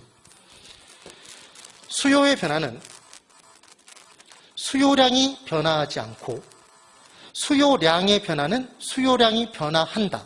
자, O. X. 대답을 안 하면 집에 못 간다고요. 지금 이제 헷갈리기 시작한 게 뭐냐면 이렇게 생각하시는 분들이 많다고. 거의 대부분. 이 부분 공부해보면 수요량이 변화하는 건 수요량의 변화. 수요량이 변화하지 않는 건 수요의 변화. 이렇게 생각하는 사람이 너무 많단 말이에요. 그게 아니라고. 아까 생각해보면 수요의 변화는 가격 이외의 요인이 변함에 따라 동일한 가격 100원에서 10개에서 13개로. 네? 동일한 가격 100원에서 50개에서 55개로. 500원일 때 10개에서 13개로 수요량이 변화해서 삐쳐나간 거잖아. 그러니까 얘도 수요량이 변했어, 변하지 않았어? 수요량이 변화했죠. 동일한 가격에서. 얘는 달라진 가격에서 수요량이 변화했잖아. 그러니까 둘 다 뭐는 변화해? 수요량이 변화하는 건 똑같죠. 네? 그런데 그 변화 요인에 따라서 얘는 동일한 가격에서 수요량이 변해서 원래 곡선 밖으로 삐져나가는 거고, 그래서 또 다른 곡선 위에 있는 거고, 얘는 곡선 상에서 가격이 달라져서 그 안에서 움직여 다니잖아. 네? 이거를 공부를 끝까지 공부한 사람한테도 질문을 던지면 고개를 갸웃갸웃해요. 몰라. 그래서 제가 수업 시간에 아까 애니메이션을 준비해서 설명을 드리면서 둘 다 수요량이 변화하는 걸 보여드렸죠. 그래요, 안 그래요? 그렇죠. 그러니까 결론은 뭐냐면 수요량의 변화와 수요의 변화를 구분하는 기준은 수요량의 변화 여부가 아니라고요. 주어진 변화가 가격인지 가격 이외인지가 그게 이 구분 기준이라고. 네? 되셨으면 고개 끄덕끄덕 해보세요. 되세요? 이걸 모르면 실제로 이 내용이 어느 정도 지나면 헷갈릴까요? 헷갈리지 않을까요? 이 개념을 정확하게 못 잡으면 헷갈린다고. 근데 저한테 배운 분은 뭘 기억하라는 얘기였냐면 수요 곡선. 수요를 나타내는 곡선이니까 그 수요 하나가 곡선 하나. 고로 수요의 변화가 나타나야지만 곡선의 변화. 수요의 변화가 아니면 곡선의 변화가 아니다. 매번 시험에 죽어라고 그것만 나오거든. 판단하는 문제가. 되셨죠? 다음 주에 연결해서 수업을 제가 진행할 텐데 여기 보면 전체 진도가 다 나와 있어요. 실은 처음부터 끝까지 요약된 내용으로. 그런데 이 부분의 내용을 다 진행할래야 할 수가 없어. 그래서 제가 수업을 진행할 때 발췌해서 이 부분에서 시험에 나오는 확률이 높은 것들을 가지고 우리 남아있는 3주 동안을 진행을 할 거예요. 잡소리 다 빼고 공부로만 꽉 채워서. 그래서 하루에 실제 문제를 풀 수 있는 정도를 3문제씩을 갖고 가는 것. 그게 목표입니다. 그럼 하루에 3문제면 3주 지나면 9문제죠. 그럼 9문제가 적어요? 오늘 이미 1문제 했는데 그럼 10문제네? 그럼 25점이에요. 오케이? 그리고 그 다음에 또 연결해서 해드릴 거예요. 되셨죠? 네. 오늘은 여기까지 진행을 할 겁니다. 그리고 오늘 중간에 끊기가 애매해서 이렇게 수업을 진행했고 나중에는 수업 시간 진행할 때 50분씩 딱딱딱 끊어가면서 수업을 진행할 거예요. 그렇게 보시면 됩니다. 힘내셔서 잘 들어주시고 여러분들의 합격이 저의 목표예요. 목표. 강사는 존재의 의미가 무엇이냐면 수강생들을 합격으로 모시고 가는 것. 그게 생고생을 해서 모시고 가는 게 아니라 최대한 쉽게 합격하는 길을 보여드리고 모시고 가는 게 강사의 역할이라고 저는 생각을 합니다. 그래서 학원이 존재하는 거고. 되시겠죠? 네. 잘 선택하셔서 다음 주에도 또 뵙도록 하겠습니다. 네. 오늘 여기까지 진행할게요. 대단히 수고 많으셨습니다. 네.